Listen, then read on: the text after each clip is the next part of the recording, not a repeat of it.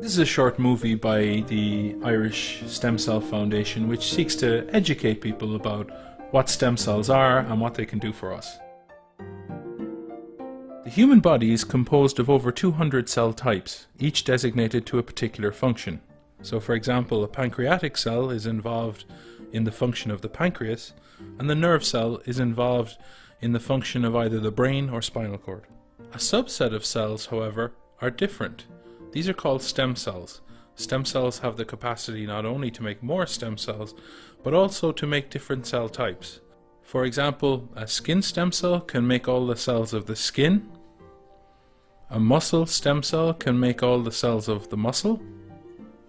And a blood stem cell can make all the cell types of the blood. For many years, adult stem cells have been used therapeutically in the treatment of certain cancers and rare blood diseases.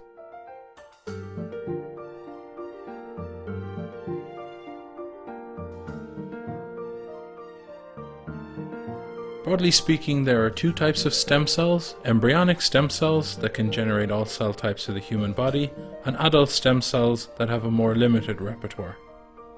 Embryonic stem cells are derived from excess embryos that are left over from assisted fertility treatments, like IVF. The embryos that would otherwise be destined for medical waste are harnessed to study human disease and development in the laboratory. It is important to realize, however, that scientists do not make embryos purely for research purposes. Rather, they use the embryos that would otherwise be destined for medical waste. For example, in the treatment of diabetes or, say, motor neuron disease, the problem is that there doesn't appear to be an adult stem cell that can make insulin-secreting cells of the pancreas, for example, or like motor neurons that are lost in motor neuron disease.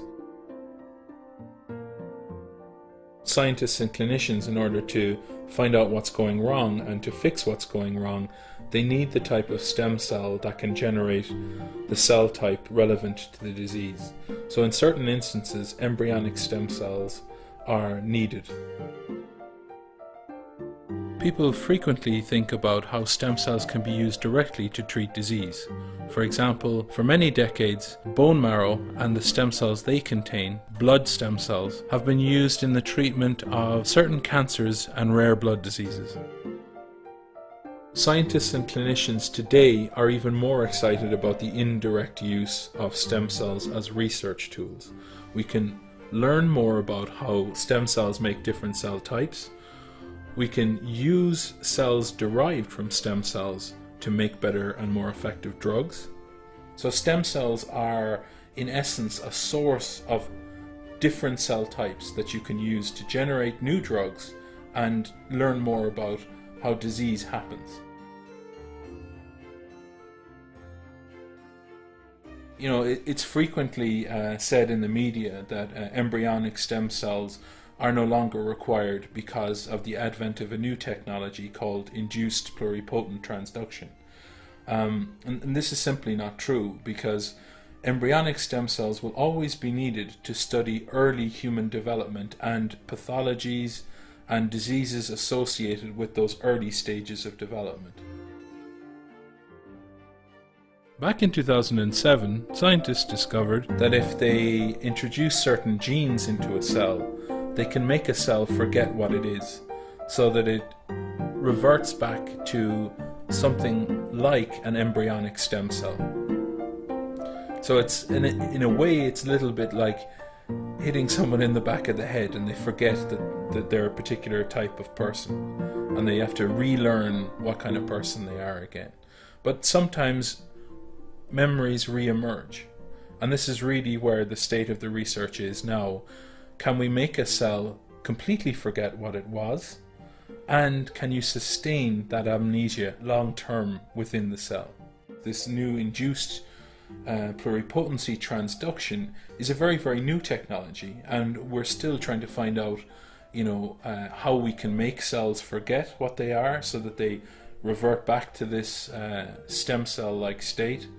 But really, it's too early to say for a lot of applications whether embryonic stem cells or induced pluripotent stem cells will be better in future. The Irish Stem Cell Foundation is basically a collection of doctors, scientists, patient advocates, patients, and policymakers that are joined together by their expertise in some facet of stem cell biology, either looking at how these cells can be used therapeutically, how they can be used as a research tool, what kind of ethics do we need in order to make sure that good research proceeds. We also need to understand the needs of patients, and we also need to understand the consequences of not having good legislation pertaining to this area, and how that affects not only the science and medicine in this country, but more importantly, the patients in this country.